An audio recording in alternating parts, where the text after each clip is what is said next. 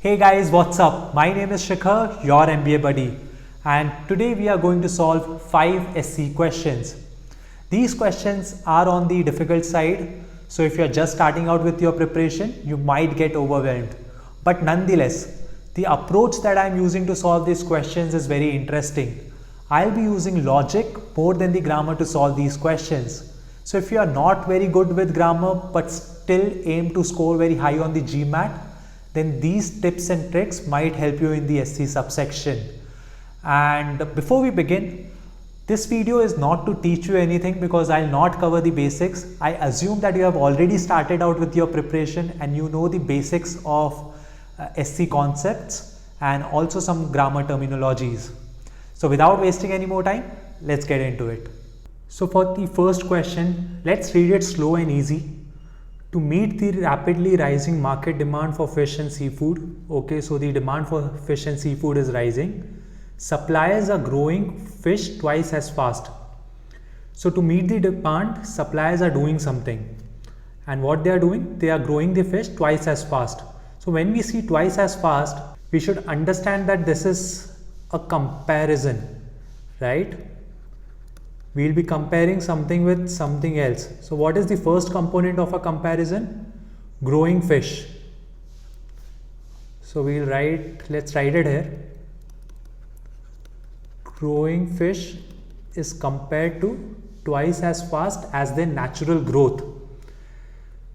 So we are comparing growing fish with natural growth. In fact, growth rate. Natural growth rate. So this is a comparison which we can see is not correct. Growing fish is compared to natural growth rate. So we have to compare either growth rate with growth rate or growing fish with something else growing or growing some in a different way, right? So but logically this does not make sense. So this part of the sentence is not correct. Let's continue reading. Cutting their feed allotment. So who's cutting their feed allotment? When we see cutting, we should understand that is giving us answers to how and who, right? So how they are growing them twice as fast? By cutting their feed allotment. And who is doing this action? Ideally it should be suppliers, and for this sentence formation it is the suppliers, it is referring back to the suppliers. So it is valid for these two things, and this part of the sentence therefore is correct by nearly half and raising them on special diets. So this is just basically telling how it's being done. So we know that the first half of the sentence is wrong because of the illogical comparison. So we'll cut it out. The option A is wrong. Same is with the option B, right? So we don't even have to read further. This part we don't even have to read and assess. Let's see option C, which says that growing them naturally, cutting their feed allotment. So we know that this part of the sentence is already correct because it answers these two questions correctly. And growing them naturally. So what does this mean? So this is basically saying that suppliers are growing them naturally, right? Growing them naturally. But if you see, logically this does not make much sense. Do something extra which nature does not do to grow them twice as fast, right? If you are doing it naturally, then basically you are not doing the action. It's done by the nature itself. So this is not very logically correct, but we'll still keep it because grammatically it might still be okay. So if we find a better option, we'll cut this out or else we'll go with the C. They grow naturally, cutting their feed allotment. So second part again is correct for this sentence as well. But let's see what does this mean. What does they refer to here? They refer to they grow naturally, growing fish twice as fast as they grow naturally. So this is referring to fish, which is correct, right? Fish grow naturally. So they are basically now comparing growing with natural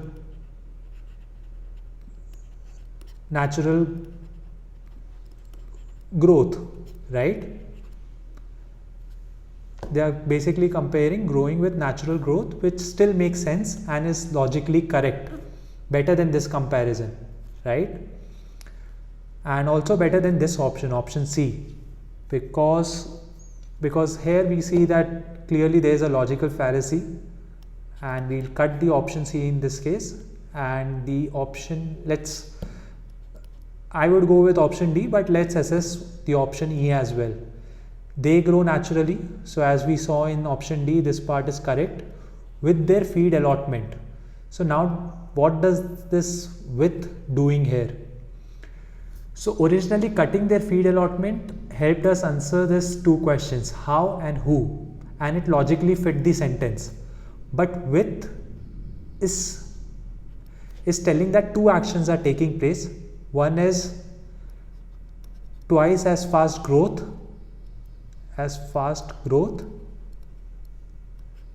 and the other is feed allotment, cutting, and other actions that are being taken. But this with does not answer how these two actions are correlated, right? Which cutting is perfectly doing here. So in that case, E is not a very good option. We'll go with D. I hope you understood the logic for this question. It's a bit tricky question, but a very interesting one indeed. So let's go to the second slide now, second question. And let's read it slow and easy. Obtaining an investment grade rating will keep the country's future borrowing costs low, protect its stated image, and increase its ability to buy bonds. So what is obtaining an investment grade rating? So this is basically our noun, right? And this will is the verb. So this is a noun phrase, right? Obtaining an investment grade rating is doing 3-4 things. So let's write it down. Will keep something, will protect, and third one is increase, right? So this is definitely parallelism connected with and, right? And we see and here, a comma here. So prima facie this sentence A looks correct to me, but let's investigate other sentences to find if they are wrong, and if they are wrong, why they are wrong. So the second sentence is to obtain an investment grade rating. When I read to obtain, I need a doer who will do this, right? Maybe an individual, maybe an agency, a country. Someone has to do this option. Someone has to do this action. So I am expecting a doer. Let's read if I get one. To obtain an investment grade rating will keep. So I get a verb, but I don't get a doer. So usually these kind of sentences should be like to obtain an investment grade rating, country will keep, or something of that sort, right? Agency will keep. So definitely this is not a right sentence. To obtain is wrong here. Now let's read the third sentence. Having obtained an investment grade rating. So when I read that having obtained an investment grade rating, I expect a noun again. Maybe who obtained it? An agency, a country. So these kind of sentences are usually like having obtained an investment grade rating, comma, country will now be able to protect or something, so on and so forth, right? But this formation is not correct. Having obtained will keep, right? And moreover, there are other problems as well in parallelism. For example, in keeping. So protect and increase are in one form, and in keeping is in other form altogether. Even if we ignore that this is within commas, right? So maybe protect and increase are just in parallelism, but we see that we are using and a comma. So if they are just two, if they are two things that are parallel and we are using a and, then we do not need a comma. But if there are more than two things and we are using parallel and, then there will be a comma after the second item, right? So this sentence is very much wrong. It has too many mistakes. Let's read the fourth one. To obtain an investment grade rating would keep the country's future borrowing costs low, protecting. So we see that again the problem of parallelism: would keep, would protecting, and increase, right? Three different forms are used. So definitely this is not the right sentence. And also again the same problem with to obtain. Now let's read the E. Obtaining an investment grade rating, keeping country's borrowing cost low, would be protecting. So basically we do not have any noun here. We do not have any subject, right? So this is a very incomplete sentence in itself, and he is wrong in that sense. What would be protecting, right? This is a verb, but we do not have a subject. So this is an incomplete sentence, and our option is A. This was a pretty straightforward question, but a very interesting one indeed on parallelism. Let's go for the third one. The company announced that its profits, right, declined much less in second quarter than analysts had.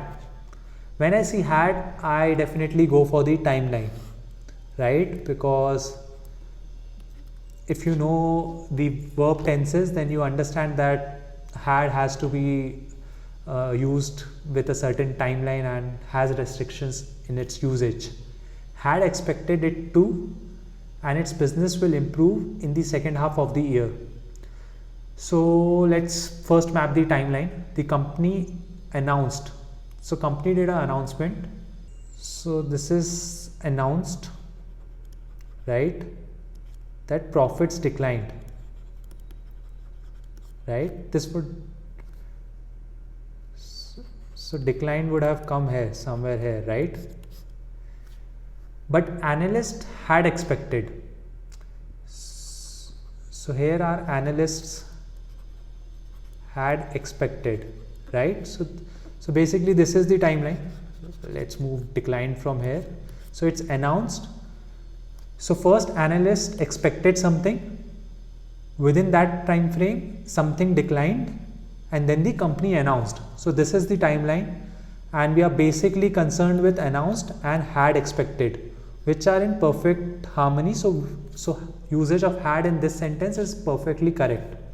Expected it to, and its business will improve in the second half of the year. So we are using had and we are using will, which is not correct. Ideally we should use would, right? Because analysts expected this in the past. So what we are basically doing is we are predicting the future in the past, right? So in that case we use would. So let's see. Will is wrong in this case. Had is right. So we'll cross A. Had expected again is correct, and that its business would improve. So this is what actually we are looking for, but let's also analyze the other sentences. Expected it would, and that it will improve its business. Actually this is a very confusing sentence and definitely a wrong one, but let's see why. Second quarter, then analyst expected it. So basically it's saying that announcement and the expectations and the expected thing happen at the same time, which is wrong, right? Also this sentence formation is not very convincing, that expected it would and that it will, right? Will and would are not going together while both of the actions are almost happening at the same time, right? It's the prediction for the future. So both should ideally be would. Let's read D. Expected them to and its business would improve. Expected them to, them is, so them is referring to profits here, which is fine. You can use them for people as well as for things in certain cases. So it's fine. Expected them to and its business would improve. It says for the company, would is fine in this case, but again expected is a problematic, right? Because expected and announced are happening on the same time, so we would not go for this option. Expected and that it will have improved its business. Will is wrong in any case, and expected we have already seen that it's wrong, so we'll go with B, right? So very good question for understanding the verb tenses, especially had. Let's look at the fourth question. Achaemenid Empire of Persia reached the Indus Valley in the 5th century BC, bringing, so they brought something with them, the Aramaic script with it. With it, okay, it is referring to the empire, right? Empire of Persia, so which is fine. From which was derived, okay, from which is actually referring to script, which is again fine. Was derived both northern and southern Indian alphabets, okay, from which was derived. So this is a very interesting sentence, because what we are seeing here is which was derived both. So we are using, this is an inverted sentence actually, so we are using was, but we have plural, northern Indian alphabet and southern Indian alphabets, right? So ideally was is wrong in this case, it should be were, right? So we'll cross out A. Let's analyze option B. The Aramaic script with it, which is fine, and from which deriving both the northern and the southern. This is fine. Let's analyze deriving. From which deriving. So this is an incomplete sentence, because we are using and. We are expected to have a complete sentence with subject and verb, right? But we cannot consider deriving as a verb in this case. Now let's analyze option C. With it, the Aramaic script.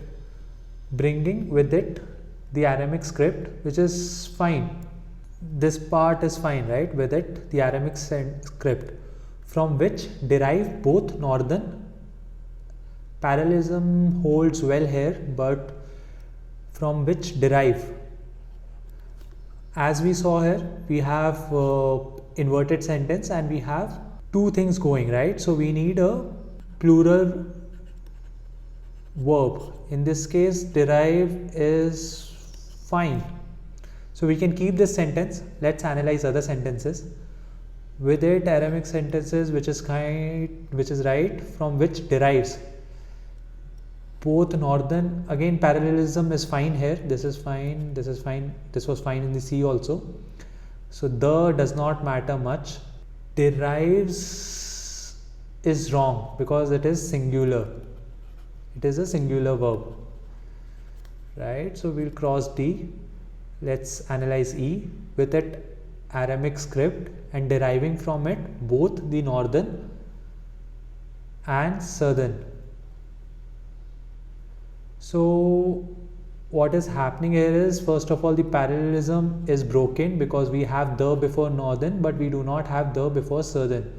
So parallelism problem does not hold well. So definitely this option is not correct. So we'll cross D also and we'll go for C, right?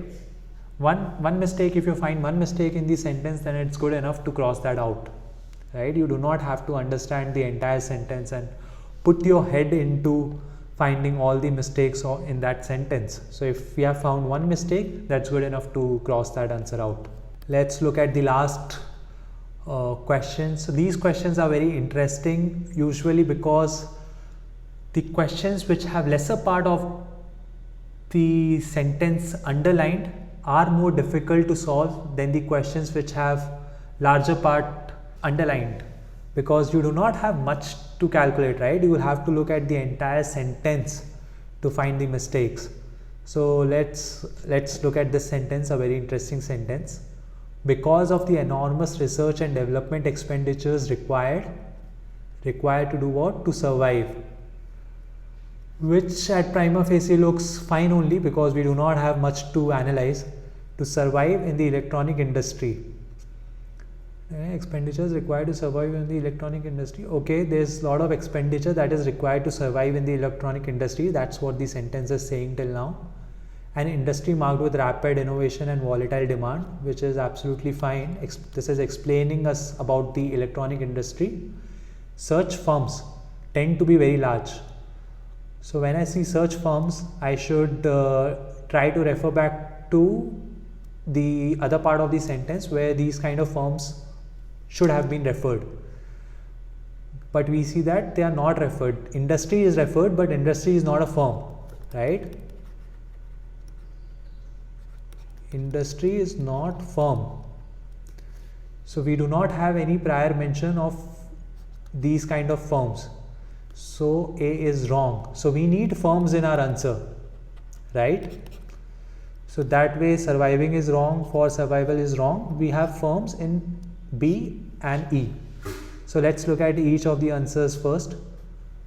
Required of firms to survive, although a bit lengthy, but we have firms in it, and as such grammatically I don't see any mistake in this. Required of firms to survive. Okay, so enormous research and expenditure is required of firms to survive. This looks okay to me, but let's analyze E also. For firms, survival. So I see firms, right? So firms is not firms. So here we again see that we are doing some comparison, right? So here we have firms, such firms, and what we are comparing? Firms survival. So essentially we are comparing survival with firms, which is definitely not correct, right? So E is also wrong and B is the right option. So this is it, guys. I hope you enjoyed this video. Write your feedbacks in the comment section below if you have any, and we can have discussions beyond these questions if you want in the comment section, and I'll also be covering more questions in the future videos, so do consider subscribing the channel. All the best for your GMAT preparation. Take care and bye bye.